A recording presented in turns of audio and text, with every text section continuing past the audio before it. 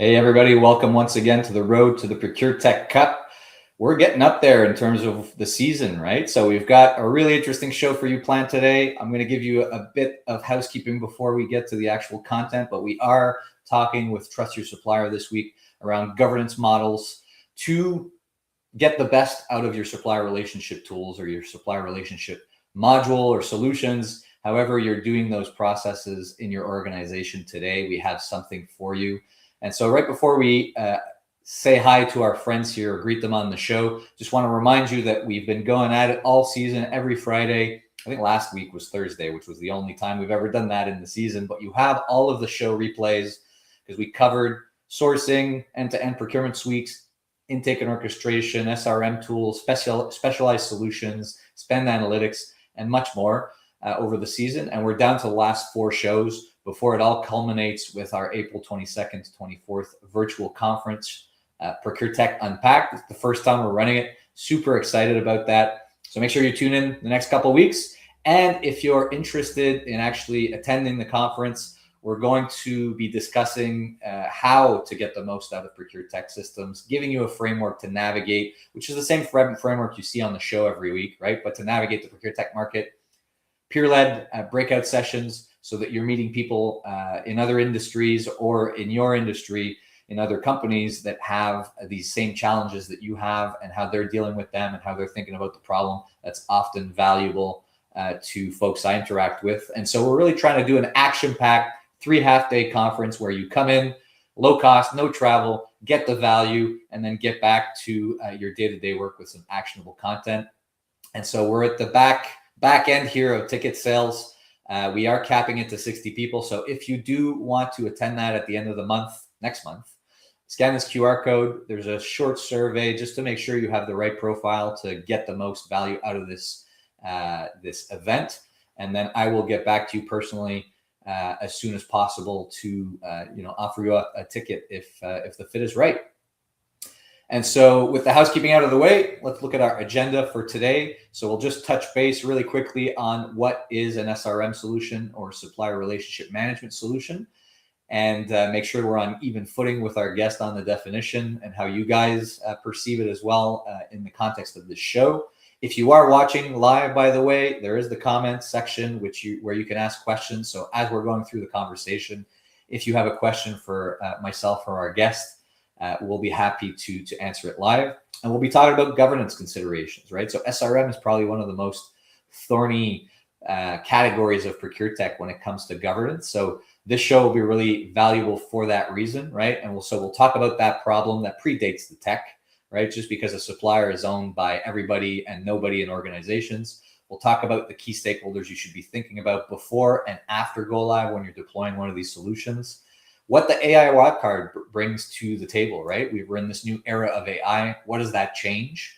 And then 5 practical tips to leave you with to avoid when you're setting up these governance models for SRM solutions. So action-packed show. We'll get straight to it. Before we actually get into the definition here, though, I want to welcome my guest, Gary Storr, so CSMO at Trust Your Supplier. Thanks so much for being here, Gary.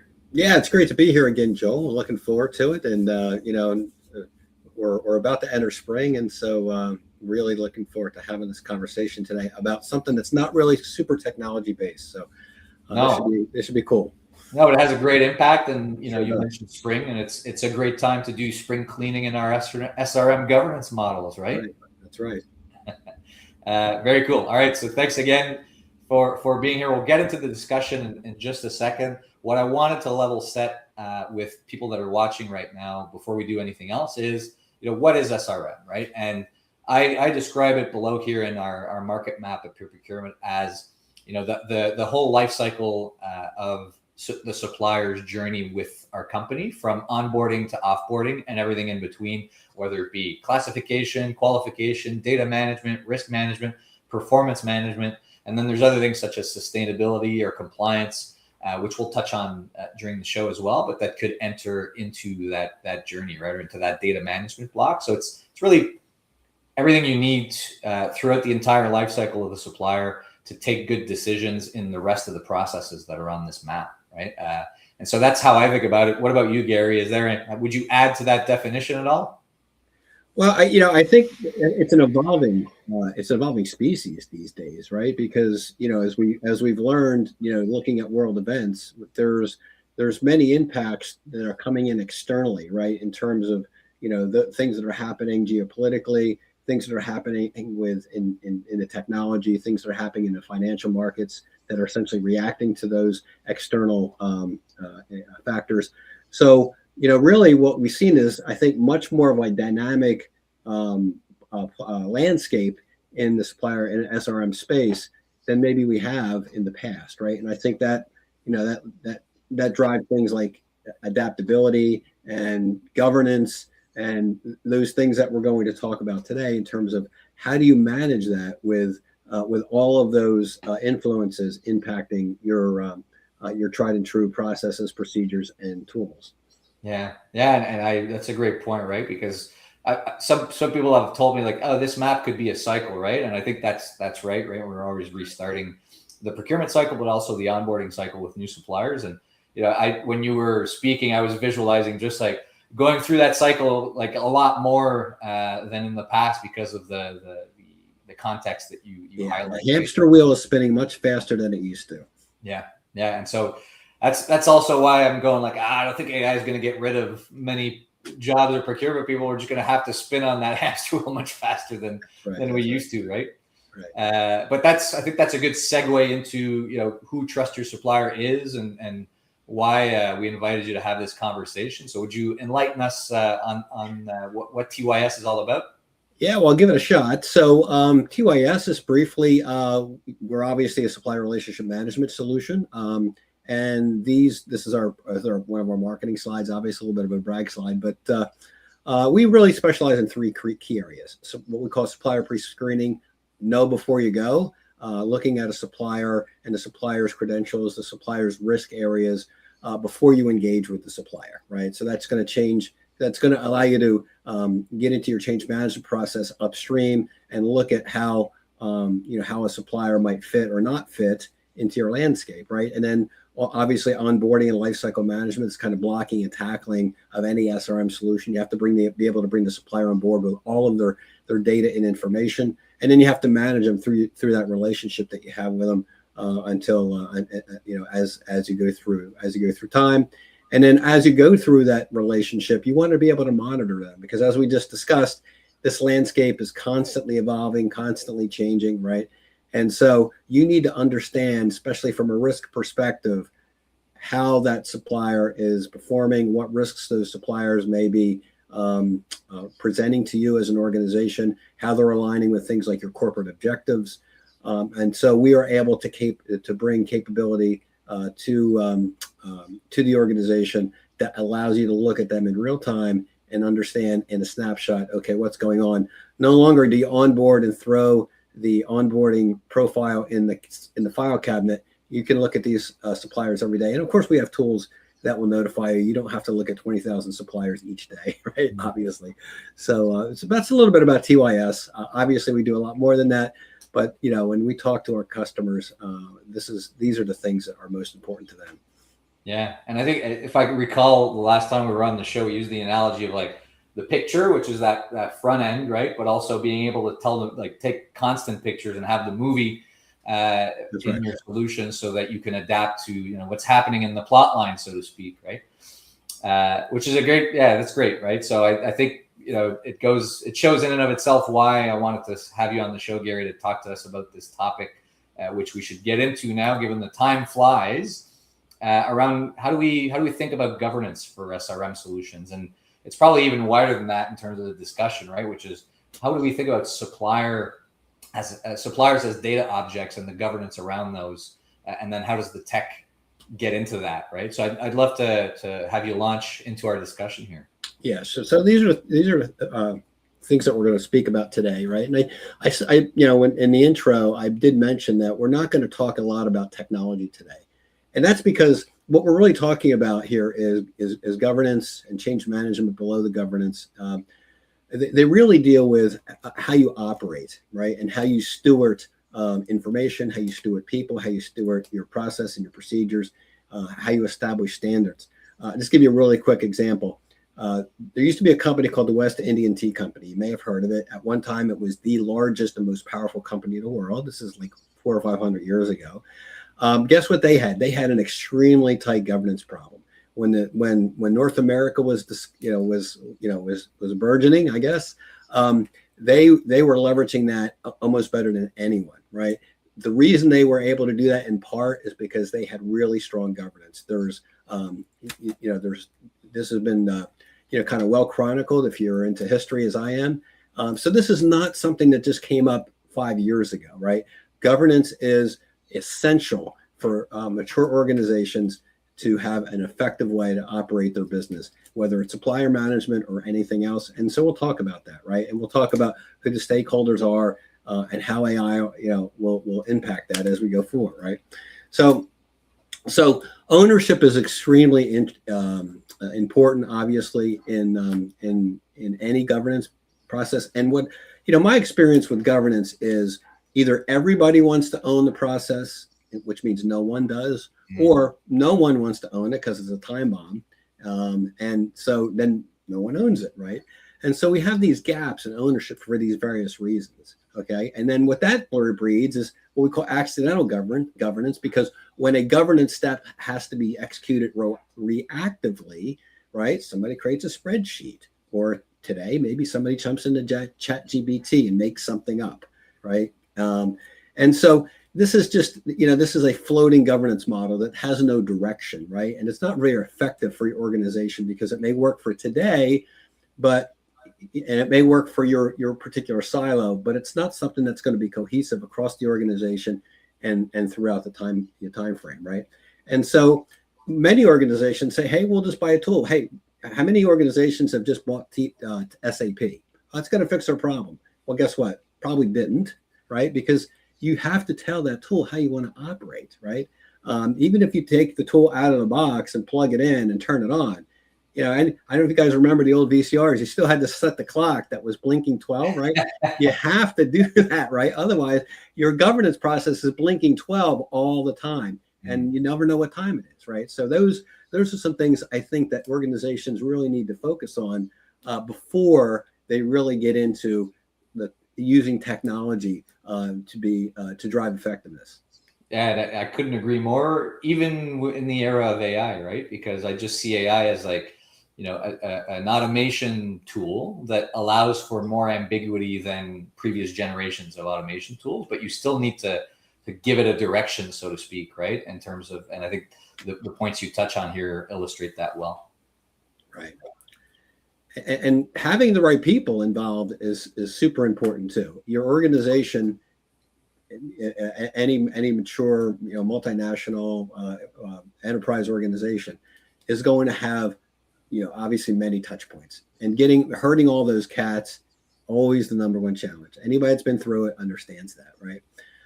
But you have to have certain people at the table before you implement a solution, whether it's a technology solution, a process solution, even if it's a simple procedure. All the stakeholders need to be involved, right? And so I just point out a few here. There's obviously many more, depending on your organization. Compliance is particularly important because guess what? They typically carry a hammer in the organization. So if you create a process and they're not at the table and they don't like it, you're going to get audited. And guess what? You're probably going to be back at that same table trying to figure out how to re-engineer that process because you didn't do it right, or you didn't do it in line with what compliance has set forth as your corporate standards. Goals. Yeah. Finance, obvious one. Most businesses need to collect money and pay their vendors. So if you don't have finance involved, then maybe those processes, whether they're integral or they're attached processes, could break. IT obviously is becoming more and more a centerpiece here. Now, the interesting thing about technology and data is they used to be just kind of homogenized as one thing, right? They're not one thing, right? So data is extremely valuable resource in most organizations, right? And IT is just kind of the conveyor belt, right? That's moving the data around, if you want to think about it that way. And I think we have to separate the two. And data, especially in the advent of AI, more and more, it's more and more important to have that governance, because if you're going to start relying on AI to generate direction, and AI is essentially becoming a coworker in in your organization. They better have the right data. It's like hiring somebody without the right educational background, the right work experience. If your AI is not properly informed, how can you rely on the result, right? Yeah. And then, the people that say, hey, look, in the case of SRM, I need a new supplier. Well, let's get those guys at the table, because we want to understand how those requests are processed, right? Get them there, understand before you start making decisions. And what I see on this slide too, like one of the stakeholders that watches the show but isn't on the slide is procurement, right? And I'm curious to get your perspective on, does procurement have a natural fit to be the coordinator or the owner of the supplier data record in its entirety, even though they might not be the owners of different views, right, or different sets of subsets of data tied to that data object, tied to the supplier, right? What do you see in the clients that you work with, and what's your perspective on that? Yeah, well, that's an outstanding point. I mean, this, what we're talking about here is from the lens of procurement, I suppose. But yes, certainly procurement is front and center. I think most organizations, procurement would be the steward of this process and the governance around that. Certainly, there are organizations where finance plays a stronger role, where IT plays a stronger role. I've never run across them, but I'm sure there's organizations where compliance or even other organizations would play a very strong role. But the bottom line here is you have to identify who's the owner, who's the steward there, and then that group or that individual needs to do the outreach to everybody else, right? That's involved. And think about it like a RACI. Everybody's done a RACI, right? Responsibility, accountability, consult, and inform, right? So you have to understand everybody on that RACI. They are all stakeholders, and you have to understand how they are going to fit into this process. Otherwise, they're standing out in the snow, right? And eventually they're going to knock on the door, and you're going to be like, "Oh, what do I got to do with this process here? Because I didn't fit this particular piece in." Or they're going to have built a shed across the way, and you're like, "Hey, no, you got to come in here." That's right. Yes. But the way you were illustrating it, like I thought of like a hub and spoke model, right? Where there's all these different spokes, but I see procurement as being the natural hub to connect all those spokes. But if you don't see yourself as such as a function, and you don't claim that role, then I find like governance becomes a nightmare, right? Like you're never the other spokes in that wheel aren't naturally inclined to become the hub, so to speak, right? That's a really good analogy. And if you think about it, the more spokes in a wheel, the stronger the wheel is, right? So if you have a wheel with two spokes, you're probably not going to go very far. So it's a great analogy. So after you go live, what many organizations do is they put this great process together, governance process together. They go through the change management. They deploy their technology, and then everybody goes back to their jobs, and nobody talks about it again, right? You need to have a steering committee. You got to make decisions, because no 2 days are alike. Things are changing. We talked about this. Things are changing constantly. You're basically in a cyclone, right? And so if you're going to stand pat in a cyclone, the storm will move you. Okay, so you have to have a steering committee there that's going to make these decisions. When the organization decides to go in a different direction, and the market changes, the geopolitical landscape changes, tariffs or whatever, those kinds of things require a steering committee to at least do an assessment, if not a change, right? And then you have to have stewards over the data. We talked a few minutes ago about how data is this new natural resource that organizations are very important to organizations, right? So who's stewarding the data, right? And I got contacts and certain, quick examples, but again, back to the AI, who's ensuring this data is accurate and current, and feeding the right LLMs so that these AI engines are using it properly, right? And then you have to have a cadence, right? You can't just have a governance or a steering committee and a governance committee and never meet and never talk and never have any kind of dialogue over what the roadmap looks like to maintain that process. So you got to get away from the abandonment and nurture and feed this. It's like planting a tree. You do all the preparation to plant a tree, but you got to nurture the tree, right? Otherwise, the tree's going to die. And that's what happened to many of the governance processes that organizations put in place today. And so, Gary, that steering committee concept, like, is it like the supplier, I'll call it like the supplier data object committee, if I can term it that way, right? Where it's like, hey, how are we making the structure of how we deal with suppliers or how we capture supplier data evolve over time, given all of these various stakeholders and their changing needs? Yeah, I think I think they need to be on a part of the committee, right? Like the committee, those spoke back to the wheel. That's that wheel. Every spoke in that wheel has to have a representative on the committee, right? Because those individuals and those teams and those organizations are going to, and not only will they be impacted, but they're going to inform, right? So there's an input and output, I guess. So if we were drawing this spoke, we'd see this an arrow going into the hub and an arrow going out of the hub, because we might have a finance person come in and say, hey, look, we're changing we're changing the way we do cost accounting or something, right? Well, how does that impact the data, right? Yeah. And so that's a very important thing that the steering committee needs to consider. And do they need to take action? And how are they going to architect for that change? And what is, who needs to be notified? And how do we change our standards to accommodate that? All those things need to be considered.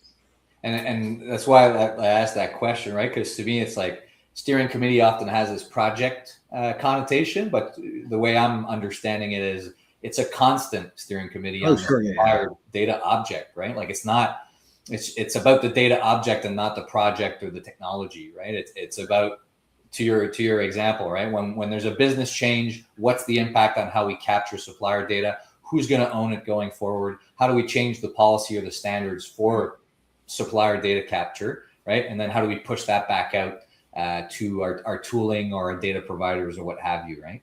So very interesting point.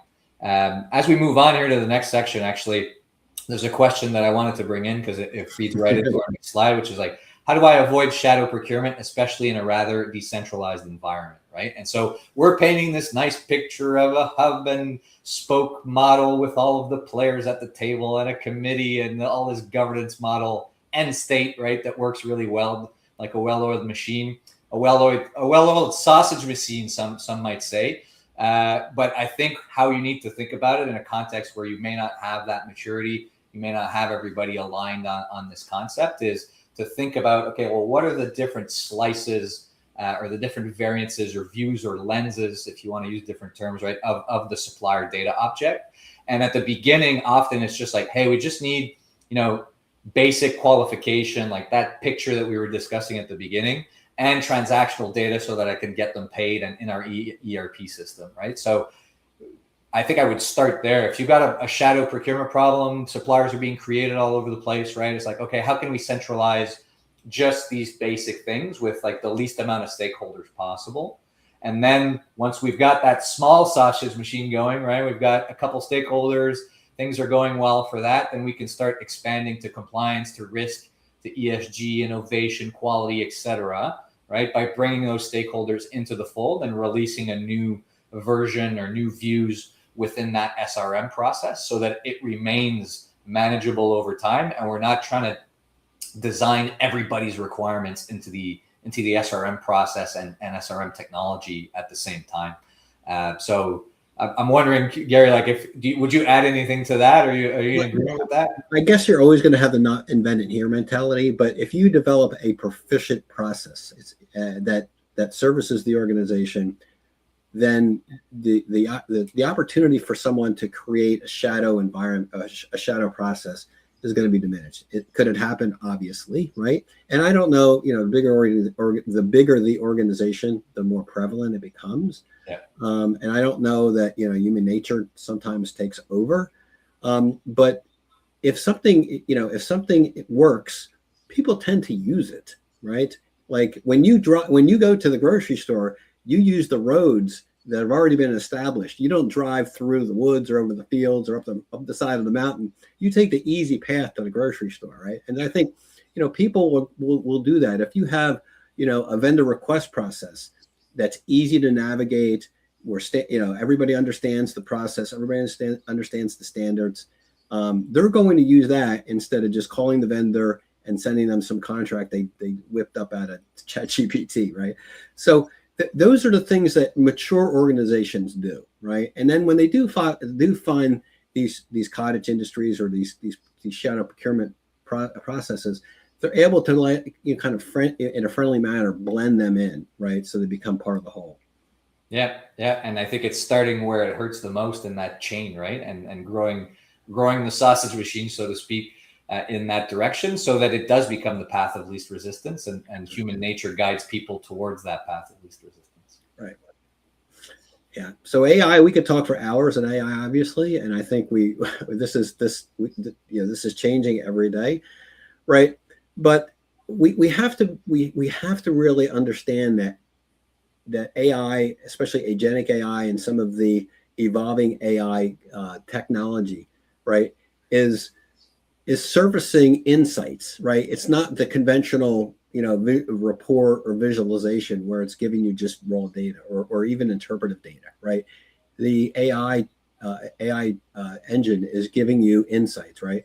And so you have to know, what context that AI is using that, and we need to be able to figure out how are we going to turn on and off some of these AI features, right? Because some of them we may not want or may not be ready for, right? Who reviews the outcome to validate it? I'll talk a little bit more about that in a second.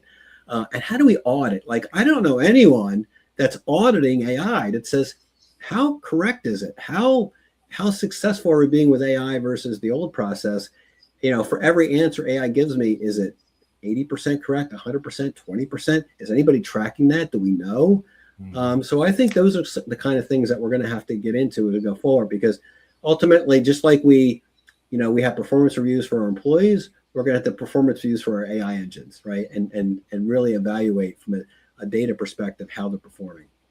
So you're saying that AI doesn't simplify governance; it makes it more complex with more questions, which I agree with. By the way, I think that's true. I think that's true. Yeah. So this is a real quick example, right? So think about, we just hired an entry-level analyst, maybe top person in their class at school, right? They just came in, they're all excited about their job. They got an AI generated risk flag. They love AI. Hey, AI must be right. I'm going to go with it, right? And that may be the right thing to do, right? Or you have the seasoned professionals, been around, knows the ropes, maybe a little skeptical of AI, maybe wants to audit everything AI does, right? And go back and use their tried and true processes and procedures and methods to validate that, to see if they get the same result. Now, both of those are reasonable approaches, but the model has to account for both, right? And because it has to understand there's going to be generational differences, there's going to be cultural differences in how these kinds of things are going to be interpreted. And as we go through time, this is going to exacerbate, right?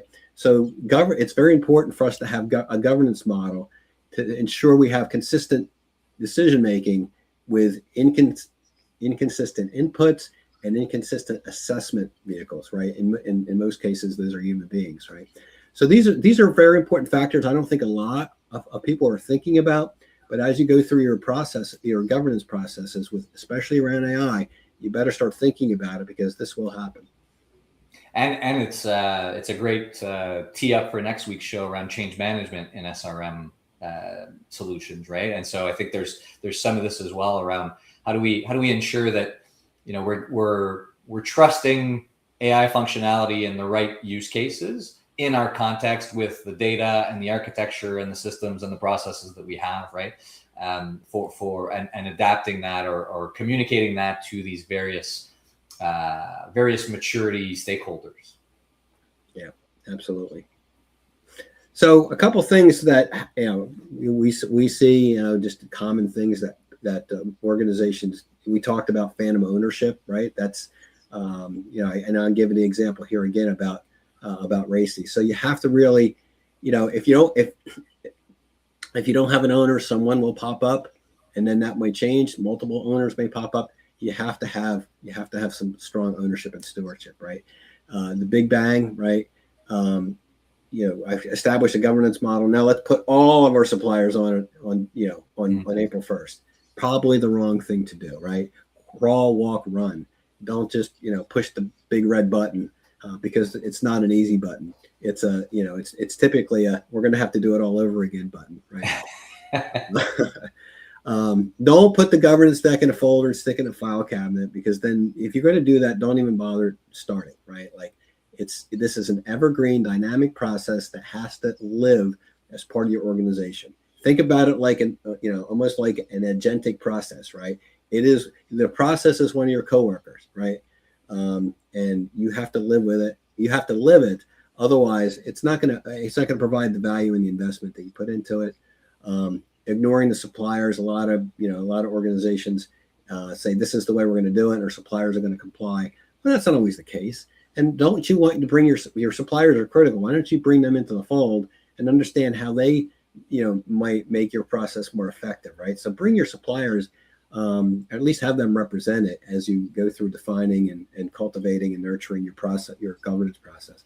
And probably, most importantly, again, like go live's where the implementation end, but that's really where the governance starts, right? Everything else is just, PowerPoint slides, right?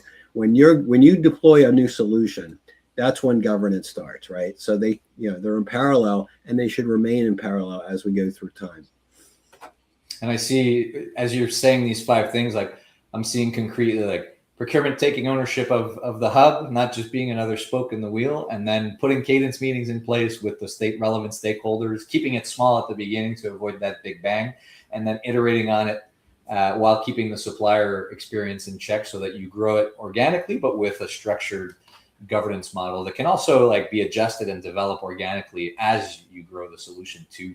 So I hope that brings all of the 5 together. Yeah. So, like in summary, I mean, we need to document the ownership question. Ownership is just so important, right? Like somebody has to be in charge of it, right? Otherwise, we've all been in, those kinds of situations where we don't really have firm ownership. And I would bet you everybody here would tell you there was failure associated with the outcome, right? You have to have AI over your governance. We all do it. We all use AI every day. We all do it. We're all loosey goosey around it. But if we have a mature business critical process, we have to have governance over the AI model. It's not optional. It's essential, right? And then version control, I think, goes without saying. But you got to know, like, as you iterate this thing and it lives and breathes and matures, what model am I on? Because when I have to go back and ask a question that was on 1.0, 1.5, 2.3, you have to be able to have a point of reference, right? So make sure you're documenting your version, your changes over time. So great stuff, Gary. I think we touched on a number of insights which I think are super valuable for people watching the show this week. We're a bit over time here, but that's always fine to me if we're providing value to folks watching, right? So I want to say a big thank you to everybody watching. I know I have that on the left-hand side. We put out the invitations and some additional best practice content from the Peer Procurement newsletter every Sunday night Eastern time. And I think, Gary, you guys prepared something as well to leave people with if they want to learn more or engage more with Trust Your Supplier. Yeah, we have. So if you want to take a look at this QR code here, this is going to take you to a little bit of I think it's a 2 or 3 minute demo that shows you how we're using AI in our technology to bring supplier risk to our customers. And so it may be something interesting you might want to look at. We've created basically an AI coworker to help you with your supplier management, risk management. Oh, very cool. So people will have to check that out. So if you're still on the stream watching live, thanks so much for tuning in. If you're watching the replay, these links are still active as well. And thanks to everybody for tuning in. And Gary, most of all, thank you for coming on the show. Yeah, thanks, Joe. Really enjoyed it. And everyone have a good weekend, and we'll talk down the road. All right. Thanks so much. Talk to you soon. Bye-bye.